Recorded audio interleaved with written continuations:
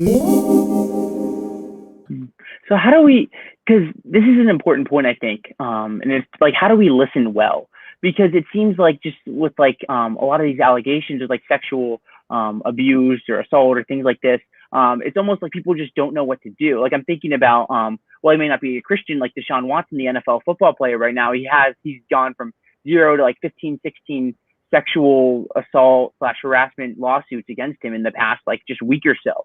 And just like reading comments from people are saying just in like my generation on social media, everyone's like, well, these people are just looking for fame. These women accusing, they're just looking for fame or money or things like that. And a lot of times when we hear these accusations against these big figures, that's just kind of like, at least for me, it's like almost the default is to just like be very skeptical of these things. Like I think it's a very cultural thing because not many people would really believe that 1/3 of women by the time of 18 have had faced some sort of like sexual harassment or assault. So like, how do we be the advocate that you're talking about here with situations like Ravi? Yeah, so that's a really real question. We hear from a lot of people. One is we need to be informed. Like we hear that type of thing. I hear that quite a bit from my friends. As I even was saying, guys, like if you look at the evidence before the report came out, like look at the evidence. There's enough evidence online. You can see that Ravi has been that he's a predator, and people are like, oh no, like the people are just it's a way to have 15 minutes of fame. Dr. Diane Langberg is like a matriarch in the world of counseling and psychiatry and such. She's written the book Redeeming Power as well as Suffering in the Heart of God. Incredible books. And I saw a quote from her recently that talked that she has the stats that like only 3 to 9%, I believe off the top of my head, I think it was like 3 to 9% of disclosures or whatever the number was. I should be careful not to give a false number. It was a small percentage. And part of the reason why that she unpacks is it's a horrifically miserable thing to disclose sexual abuse. It is so vulnerable. It's so painful. So much of the time when it isn't believed.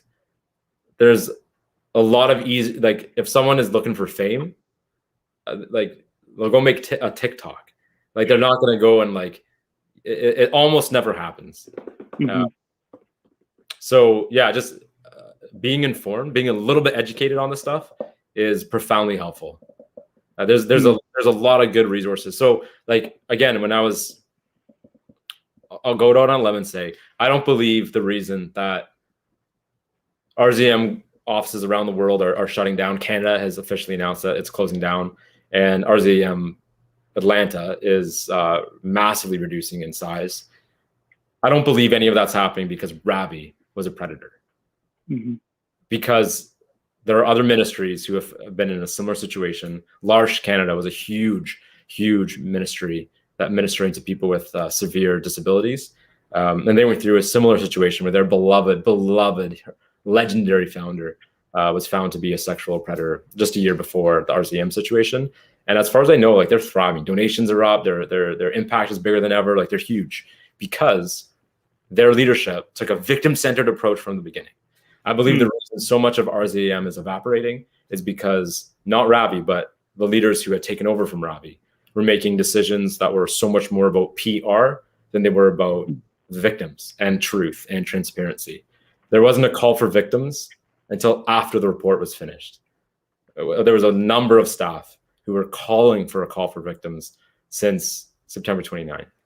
A lot of stuff like that. That's challenging one of my beloved leaders at RZM who I've had so much trust in, I've learned so much from, and was mishandling this stuff so hard. And I was just saying like, hey, like these decisions you're making are toxic. And he was like, well, like, hey, like there's no seminary class on this. Like there's no training for this.